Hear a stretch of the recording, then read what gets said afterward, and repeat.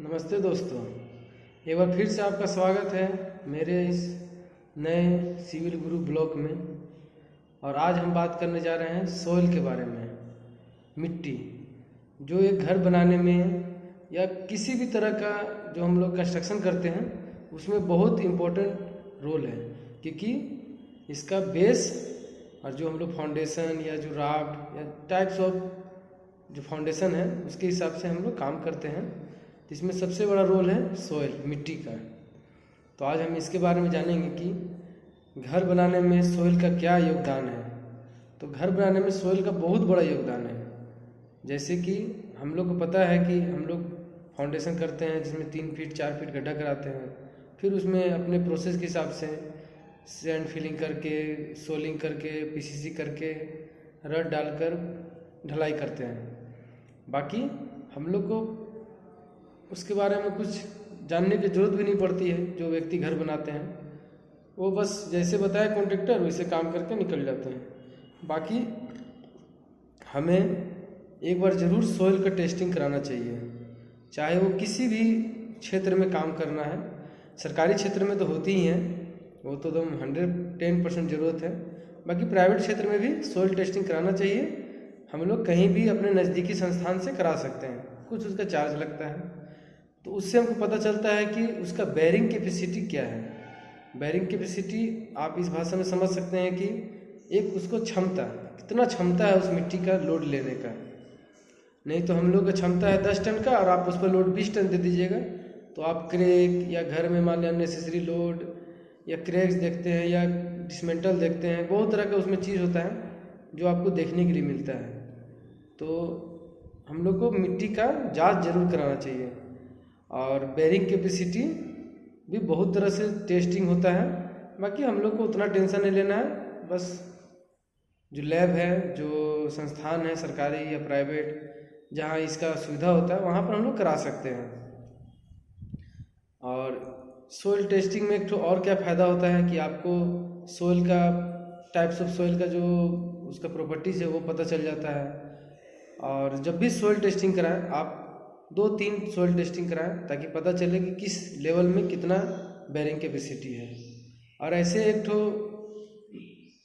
मेरे हिसाब से सोइल में सैंड डालने से उसका बेयरिंग कैपेसिटी को हम लोग बढ़ा सकते हैं। बाकी वो एक टेम्प्रोरी सॉल्यूशन है। बाकी हम लोग को सोइल टेस्टिंग ज़रूर करना चाहिए। और मेरे हिसाब से 10,000 kg पर मीटर स्क्वायर सोइल का बेयरिंग कैपेसिटी होने से सेव तो नहीं कर सकते हैं, बाकी इतना होना चाहिए। और क्योंकि उसके हिसाब से आपको पता चलेगा कि कौन वाला फाउंडेशन कराना है। क्योंकि टाइप्स ऑफ फाउंडेशन होते हैं, कहीं कहीं बड़े बड़े बिल्डिंग में राफ्ट फाउंडेशन भी होता है, कहीं कहीं आइसोलेटेड सेलो फाउंडेशन भी करके हम लोग काम कर लेते हैं। क्योंकि मिट्टी अच्छी होने से कोई दिक्कत नहीं है, रॉकी सॉइल होने से भी और ये अच्छी है। और आपने देखा होगा कहीं कहीं पाइलिंग भी करनी पड़ती है, घर के लिए भी पाइलिंग होता है। ऐसा मत सोचिए कि ब्रिज और बड़े बड़े कंस्ट्रक्शन में ही पाइलिंग होती है, घर के लिए भी पाइलिंग होती है। जिसमें क्ले सॉइल है, पूरा कीचड़ जैसा सॉइल रहता है, तो उसमें हम लोग 10 मीटर 12 मीटर नीचे जाते हैं, तो वहाँ भी हम लोग पाइलिंग करके ही ऊपर करके पाइल कैप करके उसके बाद कॉलम का निकालते हैं, तभी वहाँ का घर टिक पाएगा, नहीं तो नहीं टिक पाएगा। तो मेरा उद्देश्य बस आपको तो मैंने हर वीडियो में बताया है कि एक साधारण भाषा में मैं आपको समझा सकूं, क्योंकि ज़्यादा डीपली जाने से बहुत कुछ है। सोइल एक तो बुक ही है इसका, तो उतना आप लोगों को समझाने की मतलब डीपली जाने की ज़रूरत है नहीं। और मेरा एक जो उद्देश्य है स्टूडेंट के लिए भी, तो इसमें मैं पढ़ाने की कोशिश नहीं करूँगा, क्योंकि पढ़ाने वाले बहुत सारे चैनल हैं, आप उसमें पढ़ सकते हैं। मेरा बस यही उद्देश्य रहेगा कि उसको सिंपल वे में कुछ चीज़ समझ में आ जाए कि इम्पोर्टेंट है कि नहीं है। और रही बात घर का, तो हर एक स्टेप, हर एक पोजीशन, जो भी काम हो रहा है घर का, काहे नहीं एक तो वो कील ठोकने का भी हो, सभी अपने जगह में इम्पोर्टेंट है। ऐसा नहीं है कि कोई चीज़ इम्पोर्टेंट है कोई नहीं है, सभी चीज़ इम्पोर्टेंट है। तो स्टूडेंट का मेरा यही रहेगा सलाह कि आप सोइल के बारे में जो पढ़ाई कर रहे हैं उस पर ज़्यादा ध्यान दें, थोड़ा फार्मूला पर ज़्यादा ध्यान दें क्योंकि ये भी अपने में एक तो बहुत बड़ा सब्जेक्ट है और बहुत ही आगे चल के इसका आपको ज़रूरत होने वाली है। तो सोइल तो थोड़ा हार्ड सब्जेक्ट भी है, बाकी इसको आपको पढ़ना होगा और इसका काम हर एक क्षेत्र में है, आपको गवर्नमेंट सेक्टर हो या प्राइवेट सेक्टर हो, क्योंकि गवर्नमेंट में भी आपको सभी चीज़ के बारे में जानकारी होनी चाहिए। तो सोइल क्या है, बेस है। हम लोग कहीं भी कुछ काम स्टार्ट करते हैं तो स्टार्टिंग सोइल से ही होता है।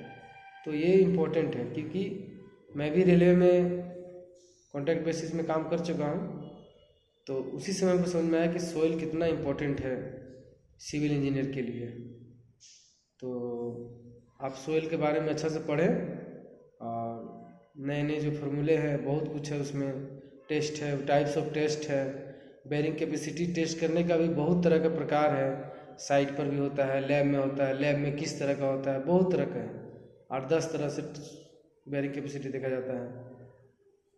मैंने जो अपने हाथ से किया है वो कैलिफोर्निया बेरिंग रेशियो किया था, CBR टेस्ट जिसको बोलते हैं। तो आपसे बस मेरा यही कहना है कि सोइल का टेस्टिंग ज़रूर कराएं घर बनाने से पहले, और स्टूडेंट सोइल के बारे में अच्छा से पढ़ें, इसमें भी एक तो बहुत बड़ा स्कोप है। तो इसी की तरह वीडियो को देखने के लिए हमसे जुड़े रहें और मैं तुरंत ही अगला वीडियो भी डालूँगा। तो आशा करता हूँ कि आप सब मेरे इस वीडियो को लाइक फॉलो ज़रूर करें, सब्सक्राइब भी करें और नई नई जानकारी लेने के लिए हमसे जुड़े रहें। धन्यवाद।